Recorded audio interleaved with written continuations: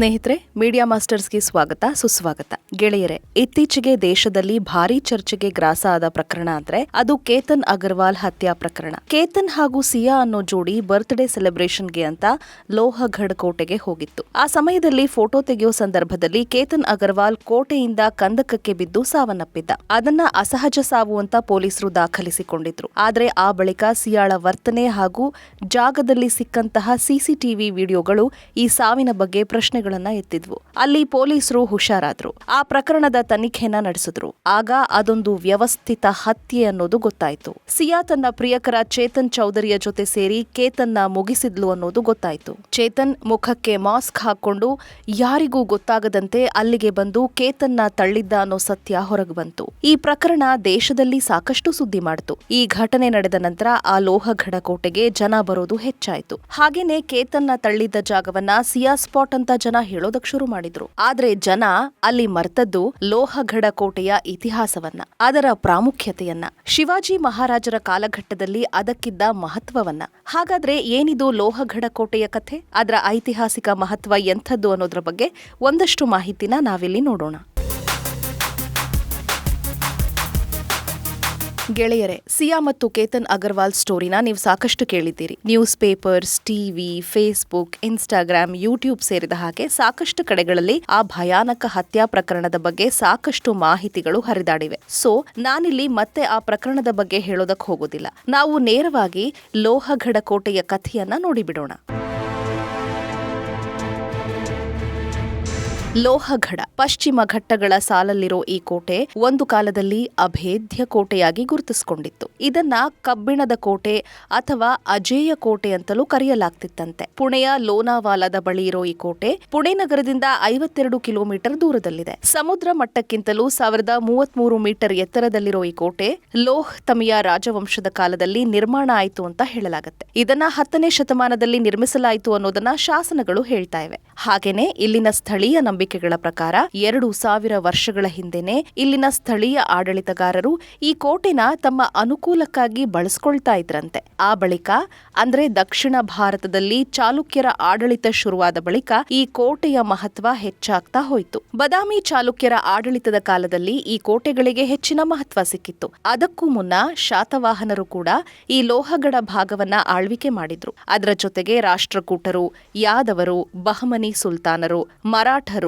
ಮೊಘಲರು ಹಾಗೂ ನಿಜಾಮರು ಕೂಡ ಈ ಕೋಟೆ ಮೇಲೆ ಹಿಡಿತವನ್ನ ಹೊಂದಿದ್ರು. ಇನ್ನು ಈ ಕೋಟೆ ಕ್ರಿಸ್ತಪೂರ್ವದಿಂದಲೂ ಬಳಕೆಯಲ್ಲಿದೆ ಅನ್ನೋದನ್ನ ಕೋಟೆಯ ಒಳಗಿರುವ ಗುಹೆಯೊಂದರಲ್ಲಿ ಸಿಕ್ಕಿರೋ ಶಾಸನ ಸಾಕ್ಷ್ಯವನ್ನ ಹೇಳ್ತಾ ಇದೆ. ಅಲ್ಲಿ ಕ್ರಿಸ್ತಪೂರ್ವ 2ನೇ ಶತಮಾನದ್ದು ಅಂತ ಹೇಳಲಾಗುವ ಜೈನ್ ಬ್ರಾಹ್ಮಿ ಶಾಸನವನ್ನ ಪ್ರಾಕೃತ ಭಾಷೆಯಲ್ಲಿ ಕೆತ್ತಲಾಗಿದೆ. ಆ ಶಾಸನ ಈ ಕೋಟೆಯ ಬಗ್ಗೆ ಇದ್ದ ನಂಬಿಕೆನ ಇನ್ನಷ್ಟು ಹೆಚ್ಚು ಮಾಡಿತ್ತು. ಅಚಾನಕ್ ಆಗಿ ಚಾರಣಿಗರಿಗೆ ಸಿಕ್ಕಿಬಿದ್ದ ಗುಹೆಯೊಂದರಲ್ಲಿ ಅಪರೂಪದ ಶಾಸನ ಸಿಕ್ಕ ನಂತರ ಈ ಕೋಟೆಯ ಇತಿಹಾಸ 2000 ವರ್ಷಗಳಿಗಿಂತಲೂ ಹಿಂದಕ್ಕೆ ಹೋಗ್ಬಿಟ್ಟಿದೆ. ಹಾಗೇನೆ ಆ ಗುಹೆ ಸ್ವಾಭಾವಿಕ ಗುಹೆಯಾಗಿರದೆ ಅದು ರಾಕ್ ಕಟ್ ಕೇವ್ ಆಗಿರೋದ್ರಿಂದ ಗುಹಾಂತರ ದೇವಾಲಯಗಳ ಕಲ್ಪನೆಯ ಬಗ್ಗೆ ಕೂಡ ಈ ಲೋಹಗಢದಲ್ಲಿನ ಗುಹೆ ಮಾಹಿತಿನ ಕೊಡ್ತಾ ಇದೆ. ಇನ್ನು ಈ ಕೋಟೆಯಲ್ಲಿ ಸಿಕ್ಕಿರುವ ಮತ್ತೊಂದು ಶಾಸನದಲ್ಲಿ ನಮೋ ಅರಿಹಂತನಂ ಅನ್ನೋ ಪದದ ಬಳಕೆ ಆಗಿತ್ತು. ಅದನ್ನ ಜೈನರು ಬಳಸ್ತಾರೆ ಅನ್ನೋದನ್ನ ಇತಿಹಾಸ ತಜ್ಞರಾದ RL ಭೀಡೆ, HD ಸಂಕಾಲಿಯಾ ಹಾಗೂ ಶೋಭನಾ ಗೋಖಲೆ ಅವರ ತಂಡ ಹೇಳ್ತಾ ಇದೆ. ಇನ್ನು ಇದೇ ಕೋಟೆಯಲ್ಲಿ ಇಡರಕ್ಷಿತ ಅನ್ನೋ ಪದವನ್ನ ಕೂಡ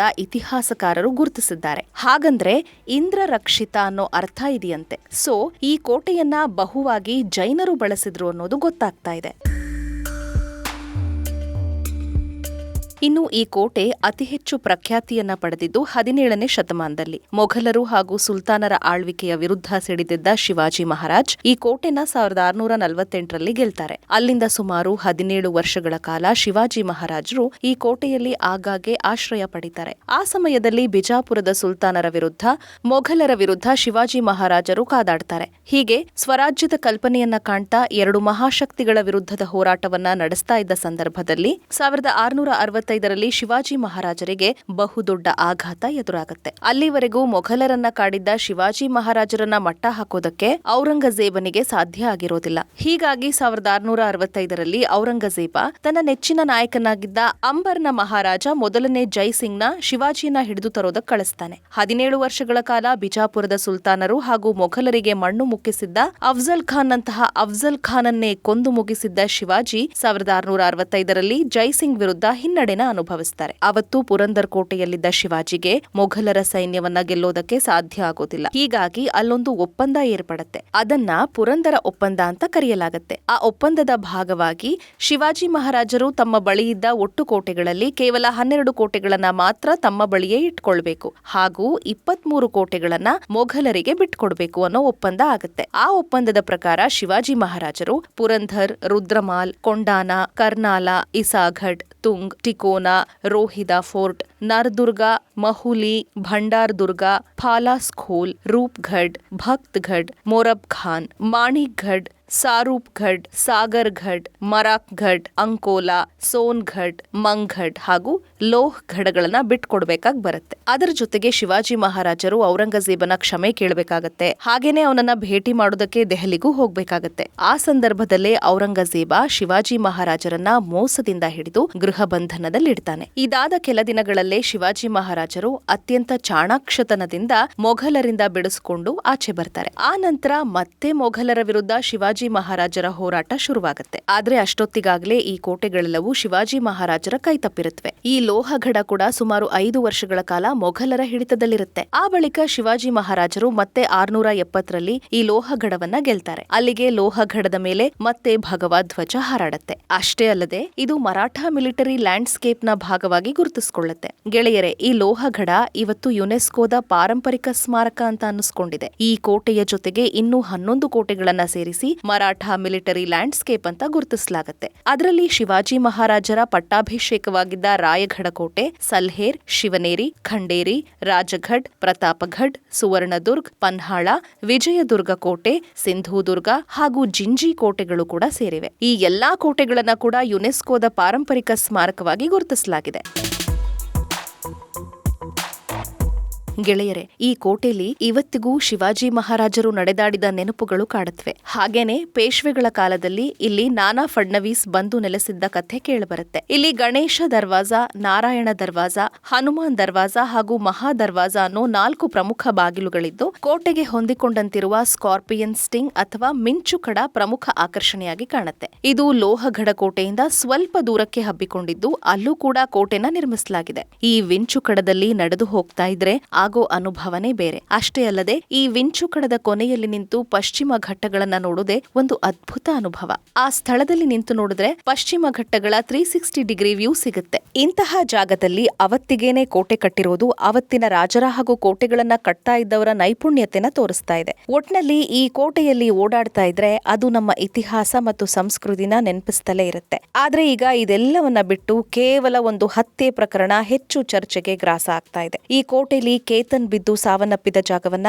ಸಿಯಾ ಪಾಯಿಂಟ್ ಅಂತ ಜನರೇ ಗುರುತಿಸ್ತಾ ಇದ್ದಾರೆ. ಇದು ಈ ಕೋಟೆಯ ನಿಜ ಇತಿಹಾಸವನ್ನ ಮರೆ ಮಾಡುವಷ್ಟು ಗಟ್ಟಿಯಾಗಿ ಗೋಚರಿಸ್ತಾ ಇದೆ.